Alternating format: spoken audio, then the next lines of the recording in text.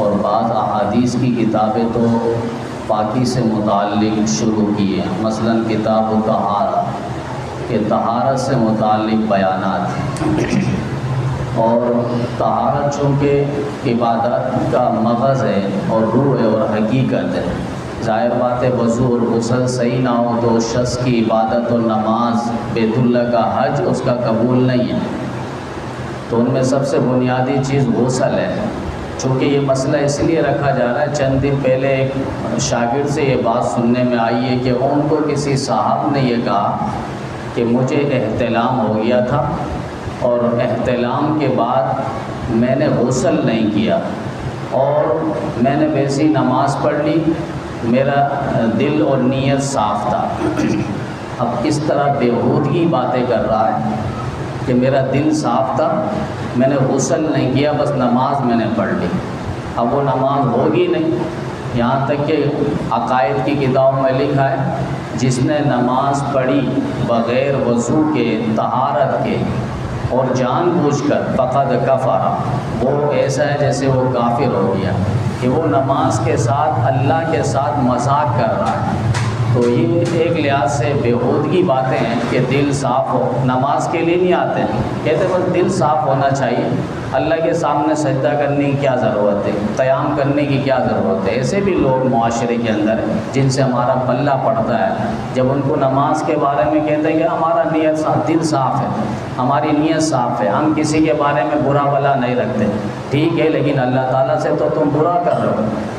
جس اللہ نے 88 مرتبہ قرآن کریم کے اندر اور 700 مقامات، اشارات، عبارات، اقتضاء، ہر اعتبار سے اللہ تعالیٰ نے نماز کے بارے میں کہا ہے تو نماز آپ پڑھتے نہیں ہو، تو کہتے ہیں نیت صاف ہونی چاہیے، بس منزل آسان ہے۔ تو نیت صاف اس طرح نہیں ہے نماز پڑھتے پڑھتے نیت صاف ہوگی، نماز کوئی نہ پڑھے اور کہے کہ میرا دل، نیت آئینہ دار ہے، صاف و شفاف ہے، ایسا نہیں ہے۔ تو وہ شخص کہنے لگا میرا دل صاف تھا، میں نے بس نماز پڑھ لی، غسل وغیرہ میں نے نہیں کی۔ تو یہ ایک لحاظ سے مذاق ہے۔ اب اس کو ہم نے کہہ دیا کہ بھئی اس کو کہہ دو کہ ہاتھ پہ پوٹی اور گندگی لگی ہو اور تم کھانا کھا لو، بس نیت صاف ہونی چاہیے نا، ہاتھ صاف ہونے کی ضرورت نہیں ہے، کھانا ویسے ہی کھا لو۔ تو یہ غسل ہے، اس کے جو فرائض ہیں، غسل کب واجب اور فرض ہوتا ہے؟ فرمایا اس کی 3 صورت ہیں۔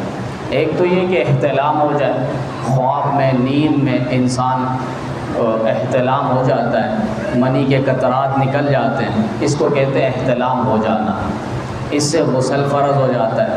دوسرا جنابت، یعنی میاں بیوی کے مخصوص ملاقات کے بعد غسل فرض اور واجب ہو جاتا ہے۔ اور اس کے بعد تیسرے نمبر پر عورت حیض اور نفاس کی مدت سے فارغ ہو جائے، ان پر بھی غسل فرض اور واجب ہو جاتا ہے۔ اب اس کا طریقہ کار کیا ہے؟ بہت آسان طریقہ ہے۔ سب سے پہلے ہاتھ کو تو پنجوں تک صحیح سے دھو لینا، دونوں ہاتھوں کو، اور اس کے بعد چھوٹا بڑا پیشاب ہو وہ کر لیں، اور فرمائیں کہ شرمگاہوں کو نجاست لگی ہو یا نہ لگی ہو ان کو دھو لیں۔ اگر پیشاب وغیرہ نہیں کر رہے ہیں تو فرمائیں کہ شرمگاہوں کو صحیح سے دھو لیں، اور اگر نجاست لگی ہو جسم میں یا کپڑے میں تو اس کو بھی دھو لیں۔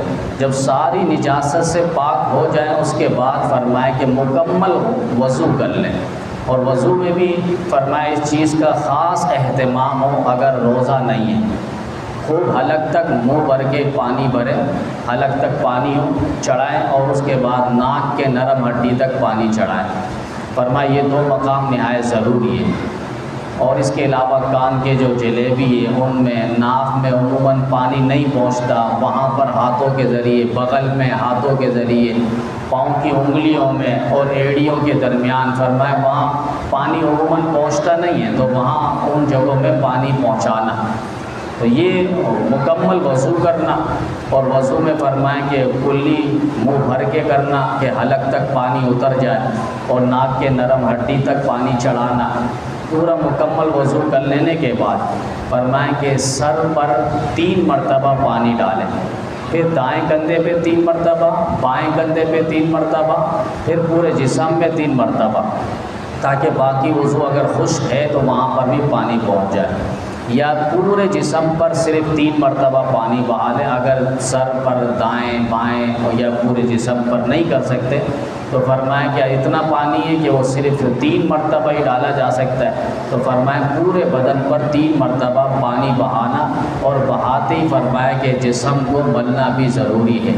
یہ غسل کے طریقے، آداب، سنت اور فرائض ساری چیزیں اس کے اندر آ گئی ہیں. ہم اس اہتمام کے ساتھ کریں گے چونکہ عبادات کا مدار انہی طہارات پر ہے. پاکی ہوگی تو ہماری عبادات ہر اعتبار سے بہترین، شاندار اور جاندار ہوگی. اللہ تعالی ہم سب کو پاکی سنتوں کے مطابق احادیث کی روشنی پہ اور فقہ کی روشنی پہ اللہ کرنے کی، اور اللہ تعالی ہم سب کی عبادات کو اپنی بارگاہ